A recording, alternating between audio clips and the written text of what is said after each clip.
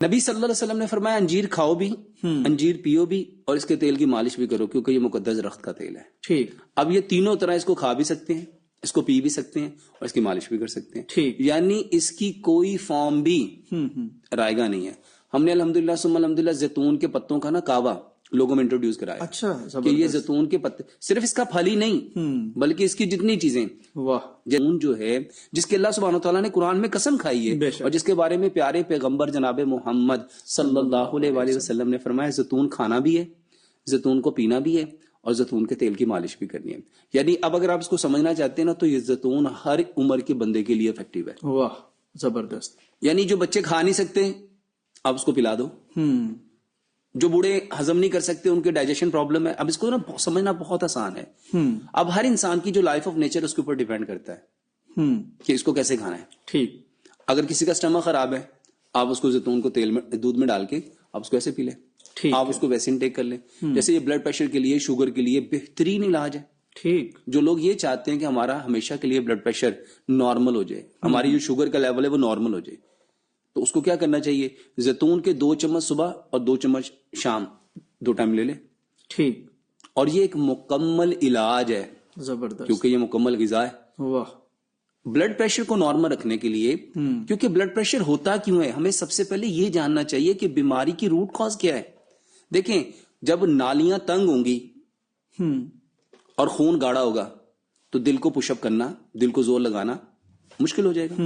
اب جو دل زور لگا رہا ہے، پمپ کر رہا ہے، نالیوں پہ جو خون کا دباؤ ہے وہ بلڈ پریشر ہے. ٹھیک. جب آپ زیتون لے لیں گے، زیتون کی سب سے بڑی خوبی ہے یہ جمتا نہیں ہے.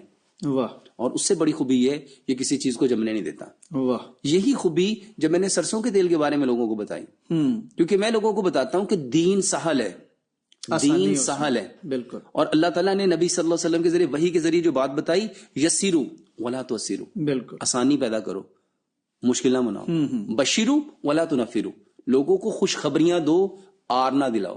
انفارچونیٹلی ہمارے معاشرے میں چیزوں کو کمپلیکیٹڈ کیا جاتا ہے، مشکل کیا جاتا ہے.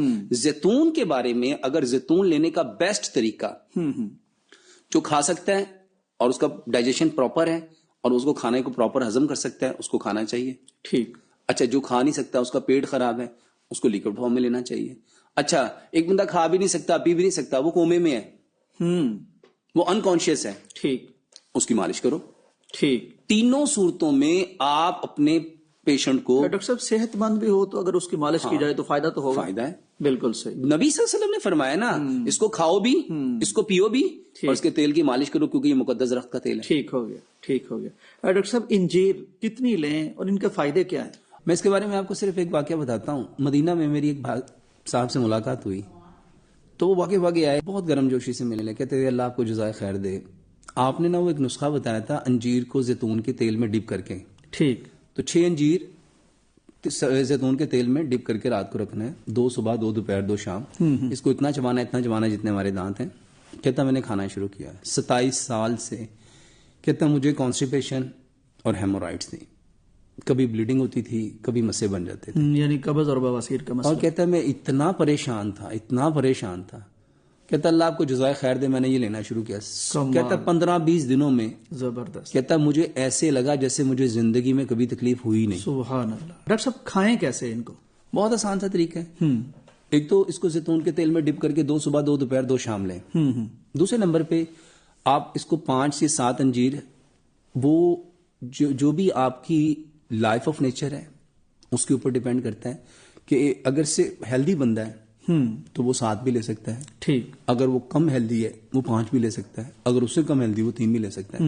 تو 5 7 3 انجیروں کو پانی میں ڈپ کر کے رات کو رکھیں. ٹھیک ہے. صبح کو اسی پانی کو گرائنڈ کریں اور نہار میں اس کو پی لیں. پھر صبح کو رکھیں، دوپہر کو اس کو کھانے سے آدھا پونا گھنٹہ پہلے اس کو پی لیں. ٹھیک. بہترین طریقہ ہے. یعنی 2 دفعہ دن میں لیں اس طرح سے. ہاں 2 دفعہ بھی لے سکتے ہیں، 3 دفعہ بھی لے سکتے ہیں.